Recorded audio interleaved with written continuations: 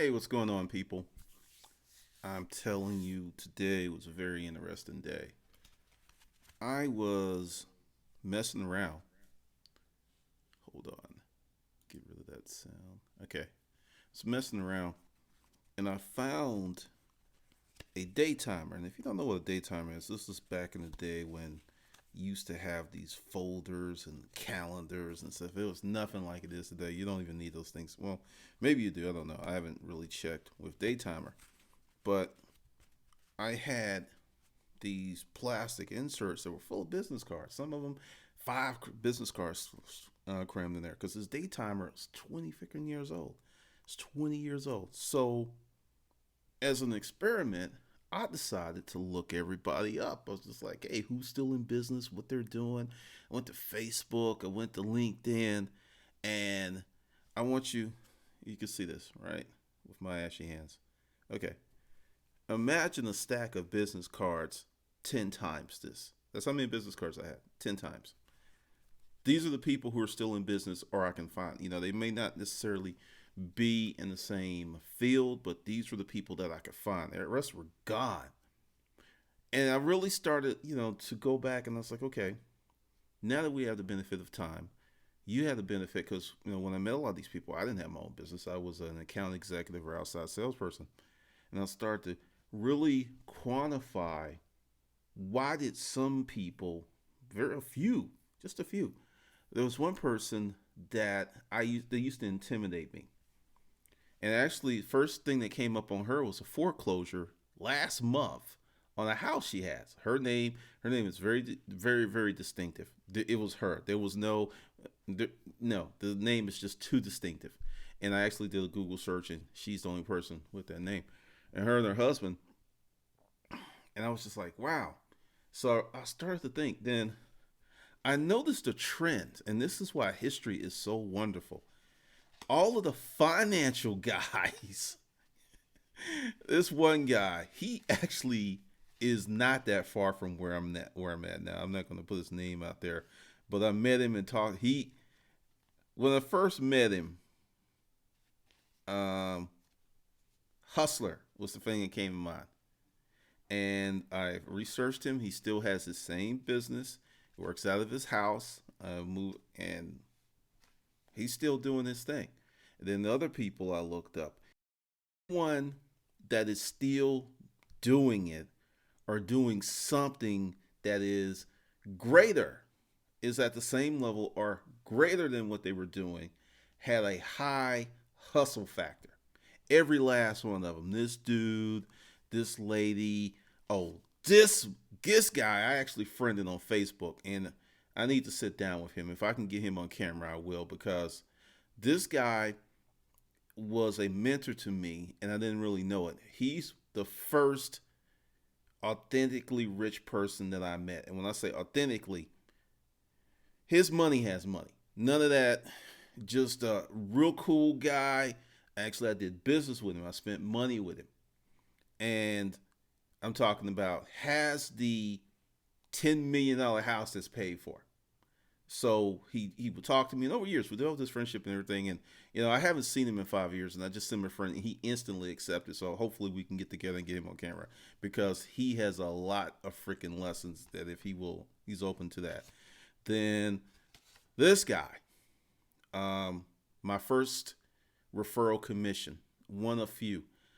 I referred this guy to a 30-story office building full of awesome furniture he removed. I got a nice commission check. It was like 90 days later, I get this check at work, right? 8 G's. I'm like, what? Never in my life. I mean, he just did deal on a handshake. It was just a beautiful thing.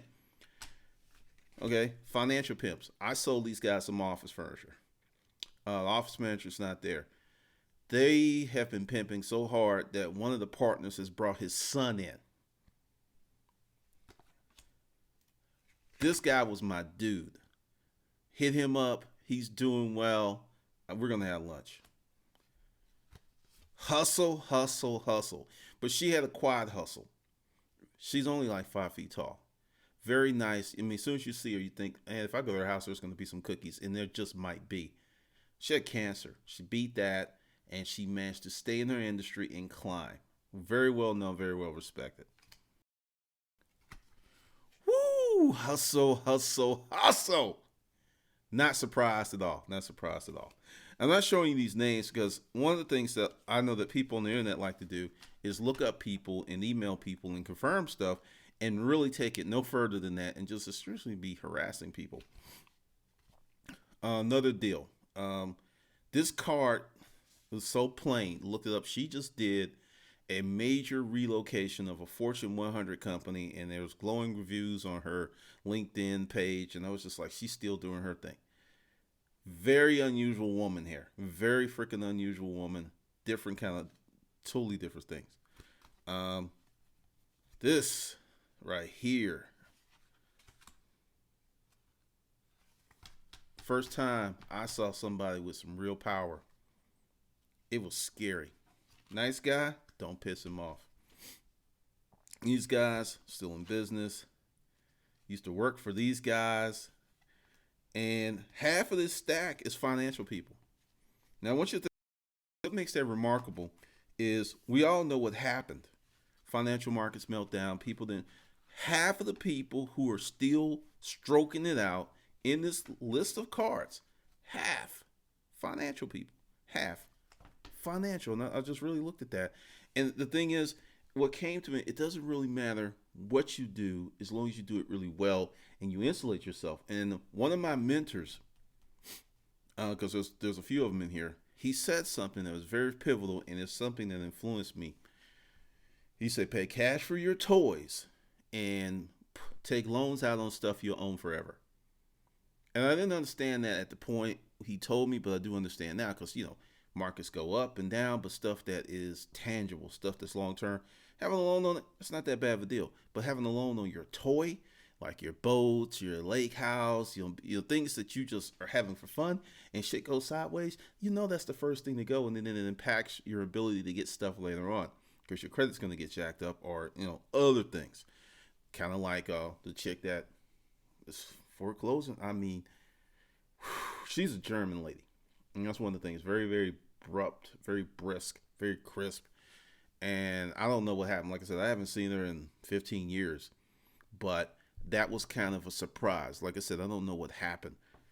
But essentially what I'm telling you, and the reason I'm doing this video, and this is just for the Hustler University Facebook group. Another thing I'm doing this year is content will be in one place and one place only. I'm not going to do some on YouTube, put it here. I'm just, I'm not doing that. Essentially, you will get different content in the Facebook group. You will get different content on as a matter of fact, 95%, because, I've been really torn around with a blog, and I know how blogs work, and I'm just like not really a fan of the business model.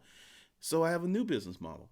I will do a new blog, and you'll hear about it, but 95% of the content will go to the email list. So if you're not on the email list, you're not going to get the content. And I got a plan on how I'm going to bundle that up. But what I learned from I spent all morning doing this because it was like, it's going down memory day, connecting with a few people, had some great conversations. But all of the hustlers, all the people that I thought were hustlers or really pushed it, those are the ones who are still in business. Time and time again. All of those nice NAMBY people with the great credentials, their asses are gone. Out of business, can't find them. On a darker note, on a sad note, I shouldn't say, sad note, quite a few people are dead. Like looking at this, like, what was like, I was seeing obituaries for people. I was just like, God. And it was just like, a lot of them are gone. And, I was dealing with people who were at the time in their late 40s, 50s, 60s. So it makes sense. And one guy, he's got to be 90 years old, but his company is still stroking. Matter of fact, I'm going to see him next week. He's got to be 90 years old, but company still in business, same location. I think he owns the building. And just the lessons that I got out of this was, don't let anyone dissuade you from being a hustler or using your hustler mindset or hustling hard, because these are the people who are still in business, who are still living same house, business address is the same. They're still doing this stuff. And I really look at how there's a few that made some pivots, and they pivot up because in this environment, and this is something else, and I'm going to tell it to you in this group. Some of you are 40 some of you are 50 something. If you do not have an established career track, path, reputation, or whatever you're doing, and you get in your late 40s and early 50s, you're fucked. The ageism. I'm 48. I have friends. I have friends who are going through this shit right now, and it is not pretty. It is not even close to pretty. One person confessed, it's like, hey, when you were writing, doing YouTube, and I laugh, I wish I had joined your ass because this thing is about to be pretty bad. And when I say bad, if you do not have the ability, because I'm gonna pull up, and this is something, and once again, I'm gonna urge people to print these up. These are the Gary Halbert letters, the Boring letters. Dude was in prison. He's writing these letters to his son. Serious business lessons in these letters. Serious business lessons. Go online, print it up. It's free. If you got to go to Kinko's and spend $5 and use their printer, do it and go through these things. I am, yeah, I'm up. I've got like 7 more to go because there's 25 and I'm on 18. Go through these things. Free information, and more importantly, take the information and put it to use. Because this is what's happening. China recently, and I posted these things in the group for a reason. China recently overtook the United States in car sales. That trend is not going to reverse itself. You're going to see less people in the United States buy cars because right now, one of the reasons that we have such a high purchase rate is there's a number of families that have 3, 4, 5, 6, 7 cars. It's like 4 people that live in the house, 5 people in the house, and they all drive. There's a lot of families like that. And there's a lot of individuals who have 2 and 3 cars. That's about to roll back seriously hard because having a car is a very costly expenditure. Another thing, we're going into an international world. It's just a global economy that we're having. So all of these things impact. Like Switzerland just pulled out of the out of the euro and just said, oh, "Fuck that, we're not doing this anymore. We're not messing with y'all because our currency is strong and we want to keep it strong." And we see bad things on the horizon. We're going to have another recession, or let's just say a further dip in the blah, just the non-spectacular growth, the just blah. It's just blah. It's no real appreciation on anything. Because one of the things, and I'm posting in the group, that I am making a trip either to Republic of Georgia or China, maybe Hong Kong, and I'm going to set up a business over there. Because all of my information keeps saying, go east, young man. Go east, young man. Because that's where the money is. And that's where the money's going to be for decades. Because all those economies are coming online. And someone posted in the group, and this is something that I talked about. It's a Google app that you could just take with your camera and point it at a foreign language, and it translates it into your language. Essentially, data recognition software with a massive database. But we're that close to tablet here. But essentially, this thing with Kindle and translating books in different languages, that's about to go bye-bye. That's about to be like, whatever. So you very popular, timely. It'll be read around the world. And there might be some context or nuances in language, but they'll get the gist of it. And it's going to get better and better and better. So one of the reasons that I kind of come down hard on the people who are always posting Hot 97.5, the Breakfast Club, and all this other stuff. Okay, we as black, we have got to expand our fucking horizons versus hip hop. I mean, it is like people, hip hop is the shit that we own. Yeah, that's our shit. Okay, truth be told, we don't fucking monetize that shit like other groups. I'm gonna give you a great example. How long have black women have big asses? Since day one, right? Who actually made more money off a big ass than any black woman? Kim Kardashian. Monetized the hell out of that big ass. Twerking. It's been around since fucking 2000. Who made of it? Oh, we're going to create a fitness craze and we're going to put the twerk as a movement to power up your ass muscles. See, this is the problem. And I've seen it, and I keep saying it, and then I'm called a hater or Uncle Tom. You can't put a fence around cultural accoutrements unless you steep them in religion in a language that other people can't speak. Jews have all kinds of traditions and things, and it's in Hebrew, and unless you know the language, you can't appropriate it. That's how they protect their shit. Black folks, there is no secret language. There is no ritual. And some come out like when they were doing these Harlem Shake videos, and people in Harlem, they go on the street and people in Harlem like, they're just mad. Just what the fuck are you mad about? You can't do shit with that. People who appreciate their cultural jewels protect them, not give them away, not leave them on the table where they can be taken or snatched. They protect them in rituals, in sacred meat ceremonies, and this they protect this stuff. They protect it. And that is why they are able to enjoy the keeping them sacred. And then the thing is, once again, everyone wants to go with the hot 1L7, not these. Okay. There are so many fucking businesses that have nothing to do with hip hop. And I'm going to say this. Now, some people are about to get pissed off.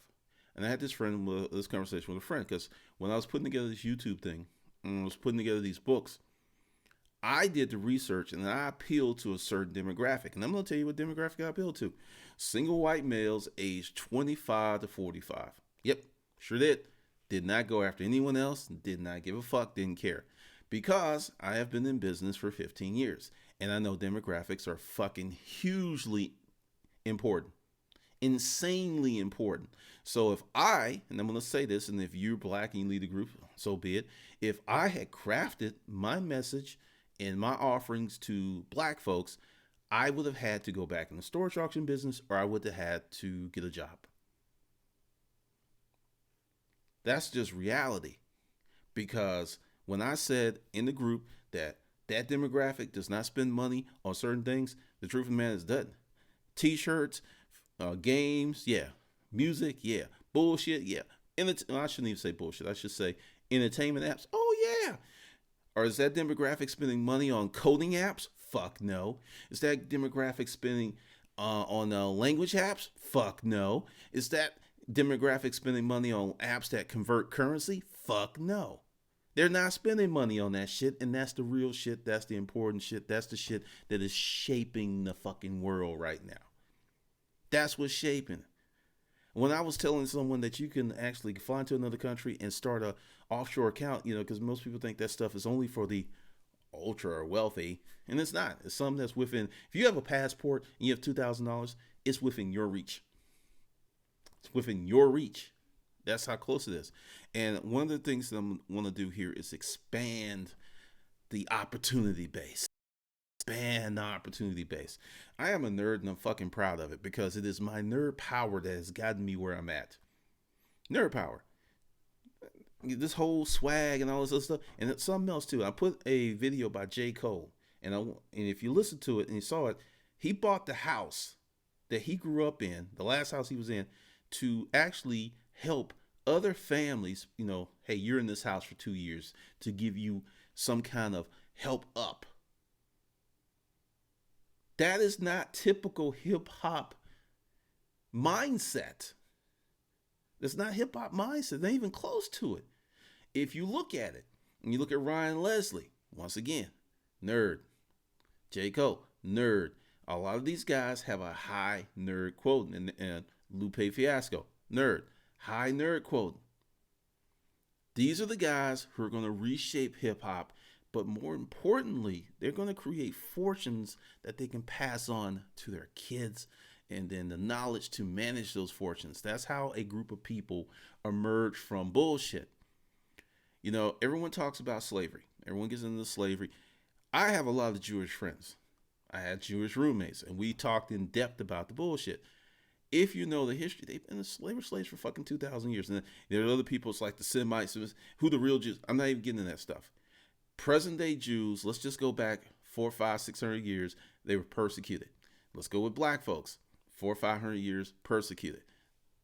Often in the same boat, but the response mechanism to get out of that boat has been different. You have people, as a little nerdy kid, I was picked on for being smart. That is dangerous to a culture. That when you insult and marginalize the folks who have the intellect to raise the group, you're damning the group. And that's a problem. It's changing. Because when someone sees that, hey, Ryan Leslie got a scholarship to Harvard. Oh, and he's still cool. Okay, that's gonna pull one little kid who's gonna go, oh fuck, I am not gonna expose my intellect because I don't want to be seen as a smarty art kid. I'd rather be seen as dumb but cool. That's how powerful peer pressure is. And there's some adults who still are part of that. But what we're going to do here is we're going to expand some different concepts. And like I said, I'm going global. I'm, like I said, either Republic of Georgia or Hong Kong. And what I'm going to do when I make that trip, I'm going to step by step put out the information on what I did and how I did it. And there's a reason I'm doing this. I've been saying this for a long time. We're about to go through what Japan's been going on 2 decades. There's just this blah, blah, blah, blah. Now, if I go ahead and educate myself, because it's going to be an education to me, because I know when I get over there, there's going to be stuff that I read, because I was having a conversation just last night with someone from France, because she's coming here to teach English, and we're just talking about France, and I was talking about my concerns, and she was just telling me what she went through when she was immigrated to France, and it was very much on point with my other friends told me. So you have to go there and experience for yourself, because there's only going to be so much context in a blog or videos. You're going to have to go there because person A may have had an experience that you have because you're not person A. So I just feel that the future is East. I just feel the future is East because of emerging economies, with technology making certain things that were impossible possible, like fracking with the shale oil. Couldn't do it because it was too expensive, but technology reduced the cost, and I have a feeling it's going to reduce the cost again. So what I'm saying, and I'm speaking to the black folks in the group because this is something else, and I had a conversation with a friend. I was like, I got more black folks joining the group than ever before. I will tell you, 2009 to 2012, there weren't that many black folks on Team G. Really wasn't. I mean, I kept track. The ratio was like 90% white, 10% black. Now, there's more black folks coming, which is a wonderful thing. However, just like I had to shut down some stuff with flipping bags, and then dudes said, well, I'm from London, and I'm like, okay. You put up a faceless profile, then you come in talking about flipping bags. There is no way in the world that you're that fucking stupid to even think that shit wouldn't be misconstrued. Create a profile last month to join the group. Going forward, because there's a few people in there who have, like I call it, faceless profiles. I'm gonna leave them alone because they haven't caused any damage. But going forward, if you just create your Facebook profile and there's no pictures or it's just a bunch of bullshit, you can't get in. Because hands down, over the years, I've had more bullshit out of folks who just for some reason don't want to put out who they are, don't want to put out a picture of who they are, and just hide and then start shit. Same thing on YouTube, same people.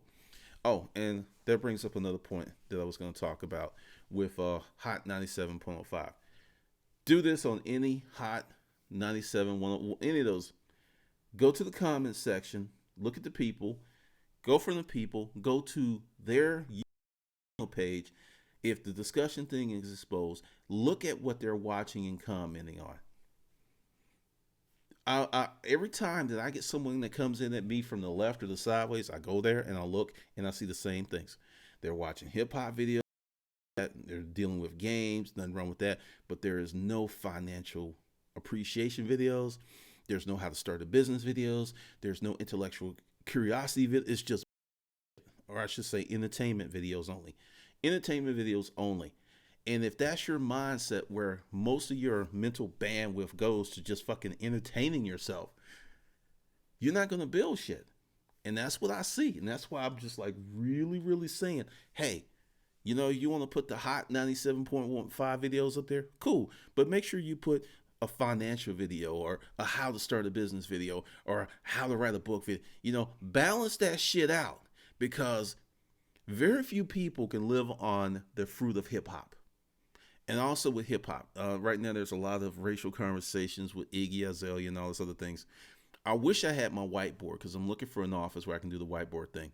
And I'm just going to speak it. Okay. Once again, knowing what the population is. All right. There's 220, 230 million white people in the United States of America. So you can actually say 60 to 70 million, maybe 80 million are from 10 to 20. Okay. That's the group that's buying all this music. All right, let's talk about black folks. There's 44 million black folks. Go to the appropriate age demographic of folks who are buying this music. We're talking, let's see, 12 million. If that, 12 million. So you got 12 million black kids, and you have, let's just bring it down, let's say 60 million white kids. 5-to-1 ratio. This is why Eminem outsells more money, because there are more people who's like, hey, I can identify with Eminem. I have blonde hair, I have blue eyes, and I can rap. They can't identify with, I was getting ready to say who, because I'm going to go back. They can't identify with Master P. They can like the music, they can dance, they can buy, but they can't identify with Master P. They'll never look like Master P. They'll never sound like Master P. They can't, a little white girl. I can't be Nicki Minaj. She's beautiful. I can't rap like her, but I can be Iggy, and I can be Justin, and I can be Justin Bieber, and I can be Timberlake. Because most people want to see a reflection of themselves to appreciate. Is it racist? I think to a degree it is. But it is what it is. Like one of my rules: don't hate the player, don't hate the game. Learn the rules so you can fucking win. So I peeped that out a long time ago, and I've had people argue me. Well, it was black folks who were buying all this music. No, it ain't enough of them. It ain't enough. It's not enough. And then with a ritual in certain black communities of bootlegging, they ain't buying the shit. They bootlegging the shit. So that even reduces the number even less. So when you look at the numbers, you come up with a different picture. But many people are rooted in tribalism, and they're rooted in what I call false cultural beliefs. Well, we're black people, we do this. We're white people, we do this. The truth of the matter is, everybody's in the same fucking boat, getting fucked by the same powers that be, but most folks are too rooted in cultural false pride to even see that shit. Even to own up to it. It's just like, oh, this is it. Because I have black friends who think white people have like these amazing lives. I have white friends who think black folks are like, yeah, everything's set up for black folks. They get all this special stuff and all these protections. And you have all of these people talking about each other. Well, yak, but very few are talking to each other. Because if you talk to each other and you're like, oh shit, we live in the same way. Oh shit, we have the same problems. Oh shit. Then you start to relate, and then the powers that be have less power. But since people will stick on this cultural pride, because the truth of the matter is, unless you are in your original country and there hasn't been too many invaders in your land, everybody's a mutt. You got people who look like me, dark as me. You do a DNA test, they're going to be like 75% European. Then you're going to have people who are looking like Bill Clinton, and they're going to be like 75% African on the DNA level. When you travel the world and actually see how people look around the world, it just opens up your eyes to all kinds of things. But if you just stay here in the United States of America, and only 15% of people in the United States of America are passport holders. It's one thing to look at something on television, and it's a whole nother thing to be sitting in a restaurant and see that shit up loud. That yak you saw walking down the street, now he's in the back, and now he's going to be your dinner. I mean, you see that stuff. It's different. You go to the mart and you see shit hanging up that's like, yeah, you want to eat that? Different. And that's one of the reasons that I am going to really start cracking down on a lot of content here, because when and this is something else. I take days off because I'm more creative when I take days off. And I notice what gets posted when I'm off and versus what gets posted when I'm actually active posting and driving stuff. I started a group, that's my responsibility, no problem. But I want you to really take a more curate better, put more stuff up. Like the video with Damon Williams in the app, I thought was awesome. I didn't even know he had an app. I want to see more of that.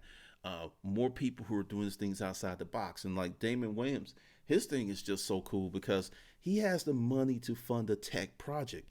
Many tech projects around the first round of funding is $500, 500,000 to maybe $1 million, maybe 2 million.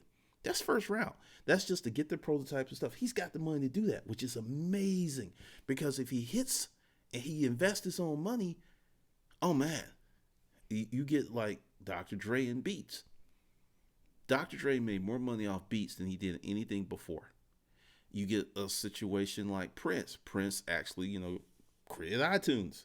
He started that shit. He would put iTunes on the map. Prince said he made more money from that one download when he did that iTunes thing than the previous decades before.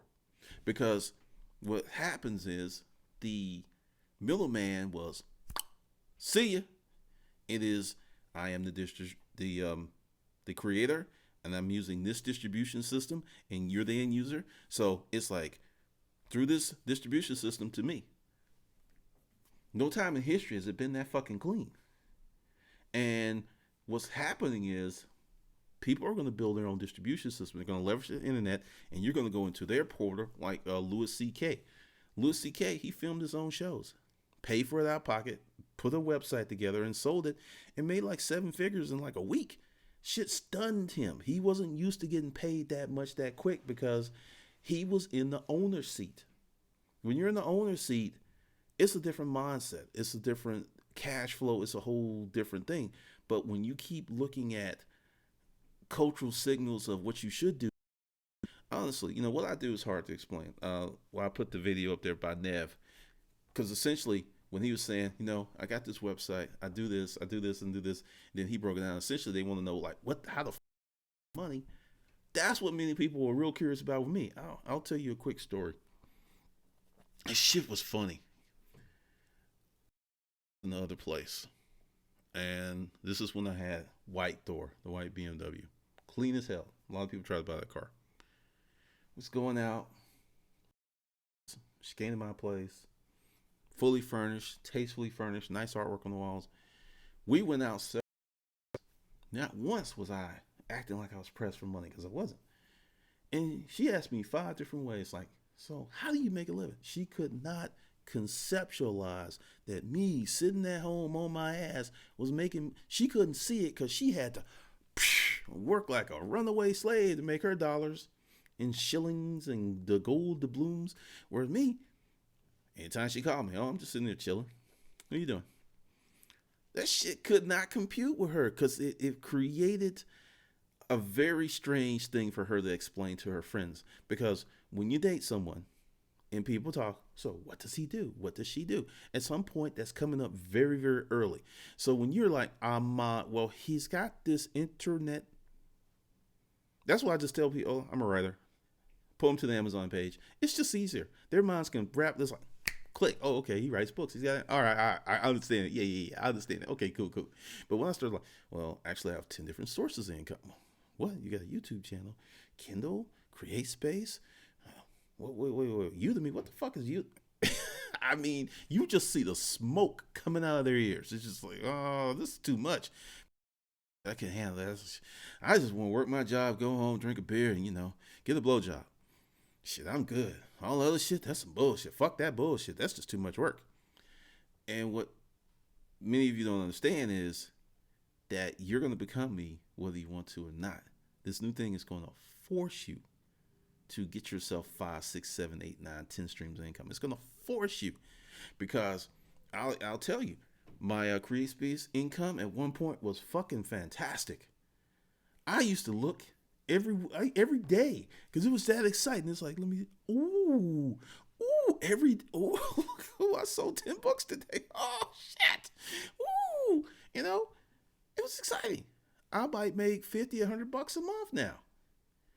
I had hours where I was making that in less than an hour. that one of the things is these things change, and you're better off creating businesses than relying on the stock market. You just are. If you can create a micro business that makes you 500 to 1,000 consistently, and say it takes you an hour a month to run that sucker, that is better than any fucking stock you can buy unless you just get in on the equity partner level. It just is. Do the math. Look up what people earn over, that's the reason it takes decades to make for money to appreciate. Like, yeah, if you can put the money in there and you get X amount of yield. I had a book. Let's start making money A to Z with self storage and auction.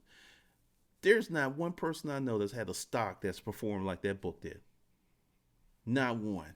And it took me 3 months to write the first time. Then I had I don't know anyone that's had a stock that had that kind of appreciation. Nobody. And also, you just talk about making stuff.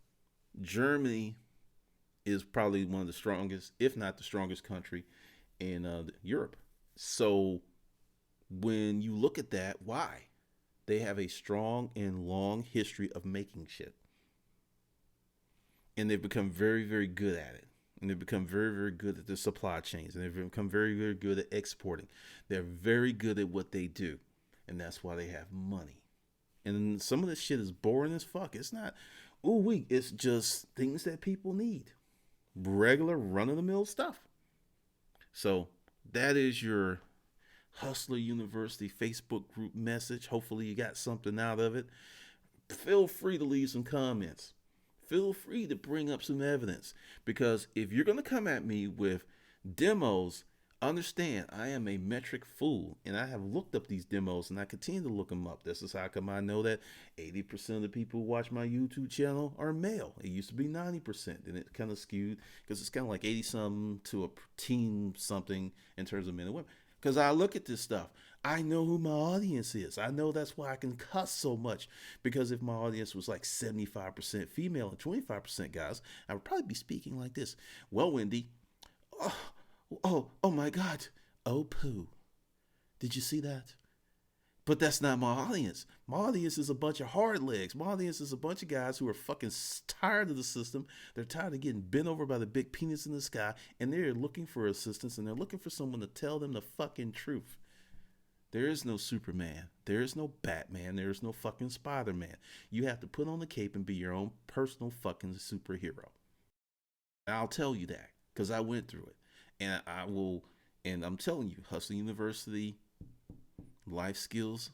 Oh, wait till I get that fucking whiteboard. Wait till I get that fucking whiteboard. Because then the concepts will have more meaning, because I will be able to break them down and you'll be able to see it. You'll hear it and see it and conceptualize it, and it'll just be better. So that's one of the things that I'm looking for, because I wish someone had told me the truth when I was 20.